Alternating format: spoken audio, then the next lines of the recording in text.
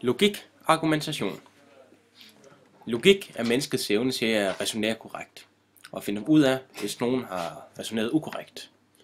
Der findes to slags logik. Der findes udsagnslogik, og der findes prædikatslogik. Udsagnslogik er den formelle logik, og prædikatslogik er den, vi ofte finder i dansk. Formel logik. Euklids elementer. Euklid var geometriens fader. I hans værk, elementerne, definerede han den grundlæggende matematik. Han lavede aktioner. Aksioner er så basale definitioner i matematikken, at de ikke behøver at blive bevist. De er blevet defineret til at være korrekte. Og ud fra dem er alle beviser i matematikken blevet lavet ud fra. Når man har sådan et system, så sikrer man sig, at der ikke er modsigelser, der ikke er fejl i hele systemet. Det gør, at vi har et konsekvent og stringent system. Matematiske udsagn er udsagn om matematiske objekter, såsom tal og mængder. En matematisk udsagn er enten sandt eller falsk. Her har vi nogle forskellige udsagn. Vi har udsagn A. 3 tilhører de naturlige tal. Det er sandt. Så har vi et negeret udsagn af A. Minus 3 tilhører de naturlige tal.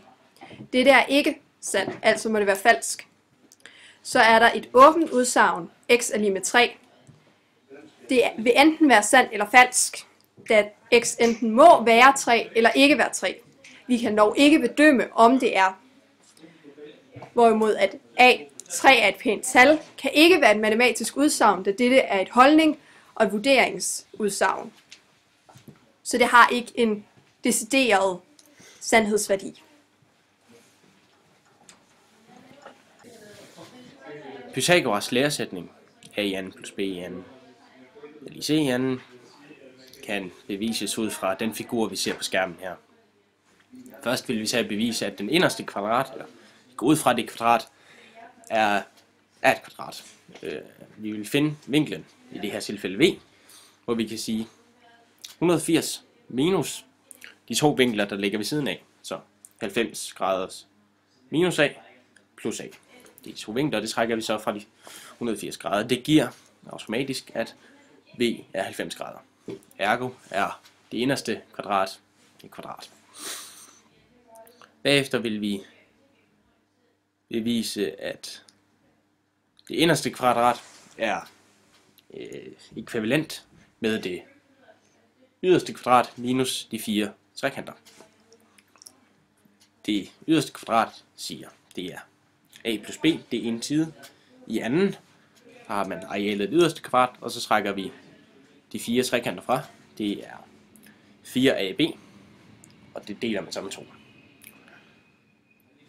Det kan man forkorte ned til at sige a i anden plus b i anden plus 2ab minus de 2ab, som er arealet af de 4 trekanter.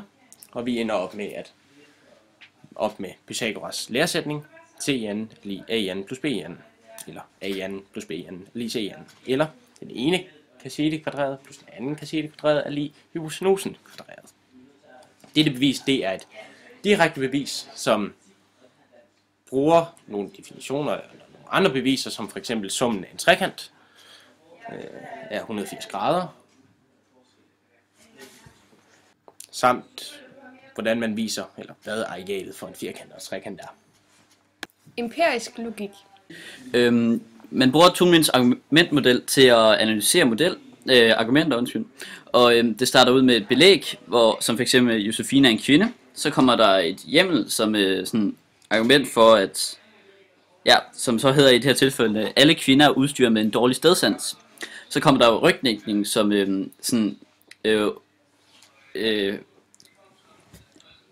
som forsvarer hjemmet. Og så bagefter kommer der en gendrivelse, som der hvor man har overvejet, hvilke modargumenter den anden part kan have, og så svarer man på dem i teksten. Og så kommer der en styrkemarkør, som overdriver en lille smule, så man virkelig forstår, at det her argument er rigtigt. Og så ender det med en påstand, som er, Josefine kan aldrig finde vej. Fejlslutningerne er en del af logikken og argumentationsteorien. Fejlslutninger de kendetegnes ved, at de enten er dårlige eller misvisende. De modstrider altså den formelle logiks regler og principper. Der findes 2 typer af fejlslutninger. Der er de formelle og de uformelle. De formelle er, at hvis vi i logikken har den rigtige logik, der er der en præmis. Der er 2 præmisser og en konklusion, og de skal alle sammen være sande, for det er gyldigt. Men i fejlslutningerne, der er der 2 gyldige præmisser og en ugyldig konklusion. For eksempel ligesom her i eksemplet. Alle hunde har 4 ben. Det er en sand præmis, og den kan vi altså acceptere. I præmis 2 står der, at Ditlev har 4 ben. Det er også sandt, og det kan vi også sige sandt. Og så har vi konklusionen, at Ditlev er en hund. Vi accepterer altså ikke konklusionen, at Ditlev er en hund, fordi at der findes mange andre dyr, der også har 4 ben. Så er de uformelle. Det er, hvor man uformelle fejlslutninger er en anden slags argumentationsteori, som går ud på at snakke udenom, forvirring eller magt. Der findes de nedstående eksempler på uformel fejlslutning. Der er den falske årsag, den irrelevante konklusion, stråmandsargumentet, henvisning til magt eller frygt, appel til medlidenhed, at gå efter manden, henvisning til autoriteter, cirkelslutning, henvisning til flertalsbeslutning. Overtro er dyrt og risikabelt for samfundet. Den her tekst, den vil vi nu analysere i forhold til syllogismeprincipper og Tulowims argumentationsmodel. Den første sætning her. Men er det et problem? Ja, det er vores hovedpåstand. Og til den hører der så 2 underpåstande. Den ene underpåstand er, min gamle underbo fik det åbenbart ikke bedre at hedde Birte i stedet for Birte. Og den har så et belæg. Hun har skiftet navn flere gange siden. Og til den der hører der så et underforstået hjemmel, som vi selv har måttet gå ind og finde. Hvis man bliver ved med at skifte navn, har man det stadig ikke godt. Hele den her, den fungerer også i forhold til vores hovedpåstand som rygdækning.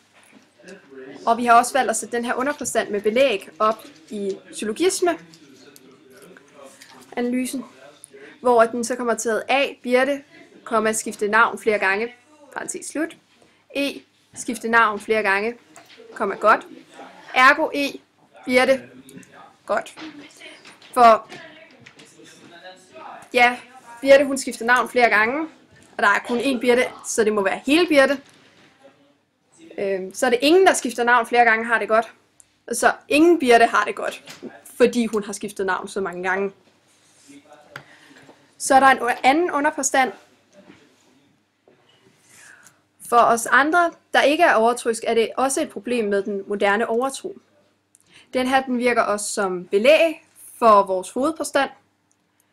Til det her underpåstand er der både et belæg og en rygdækning, som til hovedpåstanden virker som gendrivelse, som går fra overtroiske lastbilchauffører, der mener, til overtroiske menneskers manglende dømmekraft. Derudover er de, som sværger til den moderne overtro, mister en del penge på diverse healer og kræmmer belæg til vores hovedpåstand med en skjult hjemmel. Moderne overtroiske går til healer og kræmmere. Så er der en styrkemarkør. Hvad er det Er det, at overtroiske mennesker ikke griber fat om problemernes rod? Samt det er en anden styrkemarkør til vores hovedpåstand.